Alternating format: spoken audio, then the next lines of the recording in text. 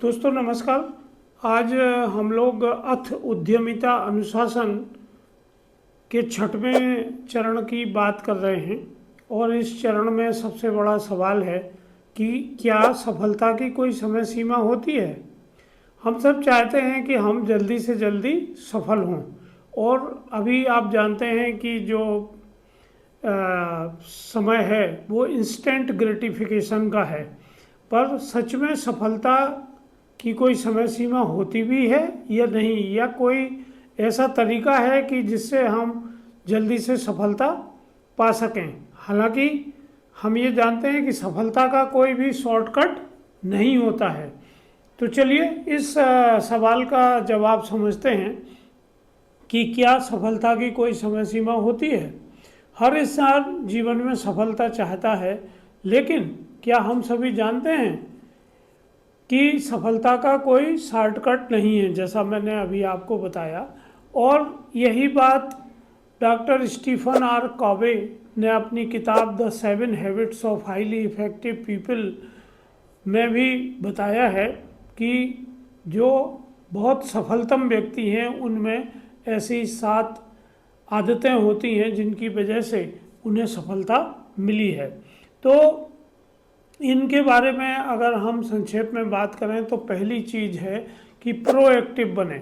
देखिए, जब भी कोई परिस्थिति आती है तो या तो हम रिएक्ट करते हैं या उसके पहले, परिस्थिति बनने के पहले हम एक्ट करते हैं। तो अगर हम प्रोएक्टिव बनेंगे तो हम अपनी परिस्थितियों को नियंत्रित कर सकते हैं, नहीं तो परिस्थितियों के हम गुलाम हो जाते हैं, उनके हाथ की हम कठपुतली बन जाते हैं और फिर उस परिस्थिति से बाहर निकलने के लिए बहुत जोर लगाना पड़ता है। पर यदि हम फोकस्ड होकर काम करते हैं लक्ष्य पे और प्रोएक्टिव बनते हैं तो विनर्स हम ही होते हैं। दूसरी चीज़ है, अंत को ध्यान में रख के शुरुआत करें। देखिए, कठोपनिषद में नचिकेता और यम का संवाद है और उसमें बात की गई है कि जीवन जीने के 2 तरीके हैं। एक को कहते हैं श्रेयस का मार्ग और दूसरे को कहते हैं प्रेयस का मार्ग। श्रेयस के मार्ग में शुरू में कठिनाइयाँ आती हैं पर अंत हमेशा सुखद होता है। जो प्रेयस का मार्ग होता है उसमें प्रारंभ हमेशा सुखद होता है पर अंत हमेशा दुखद होता है। तो हमें अंत को ध्यान में रख के ही अपने निर्णय करना चाहिए कि इसका अंतिम परिणाम क्या होगा। अगर अंतिम परिणाम सुखद होने वाला है तो वही निर्णय आपके लिए सही होगा। तीसरी चीज़ है, प्राथमिक चीज़ों को प्राथमिकता दें। देखिए, ज़िंदगी में बहुत सारे डिस्ट्रैक्शन हैं, बहुत सारे गोल हैं, बहुत सारे काम लोग करना चाहते हैं, पर सभी चीज़ों में एक साथ ध्यान नहीं दे सकते हैं। दिमाग की और शारीरिक क्षमता की अपनी सीमाएं हैं और समय की भी अपनी सीमा है। तो यदि हम अपनी प्राथमिकताएं तय करें और एक समय में एक ही उद्देश्य की प्राप्ति करने के लिए प्रयास करें तो हम अधिक प्रभावी ढंग से काम कर सकते हैं। चौथा है कि भिन्न भिन्न सोचें। देखिए, सभी लोग अपनी भलाई सोचना चाहते हैं और अपने लाभ के लिए ही काम करना चाहते हैं, पर ऐसा होता नहीं है। क्योंकि जब आप सफल होते हैं तो आप एक टीम के साथ, बहुत सारे पार्टनर्स के साथ, बहुत सारे सहयोगियों के साथ आप सफल हो पाते हैं।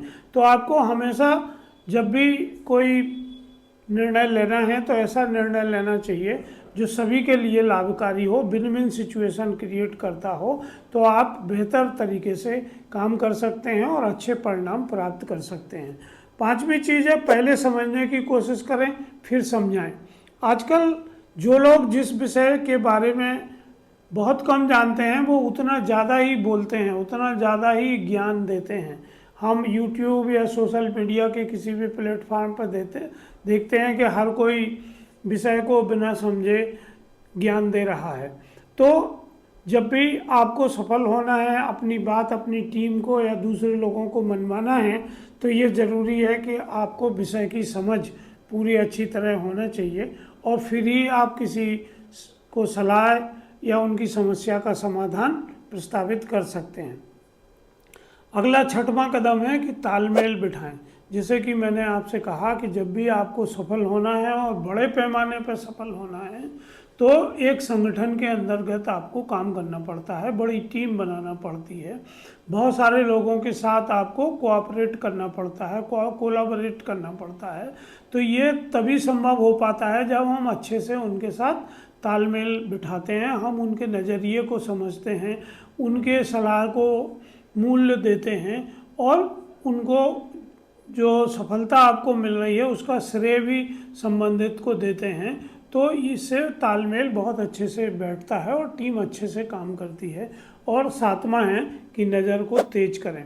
देखिए, हम जानते हैं कि जितना ज़्यादा हम सचेत होकर समाज में चलेंगे, जितना गहराई से हम चीज़ों को देखेंगे, उतनी अच्छी तरीके से हम अपने शारीरिक, मानसिक और सामाजिक रूप से खुद को बदल सकते हैं। क्योंकि समय और समाज निरंतर बदलता जा रहा है। जो लोग नहीं बदलते हैं वो पीछे रह जाते हैं और जो तेज़ी से बदलते हैं वो बहुत आगे बढ़ते हैं।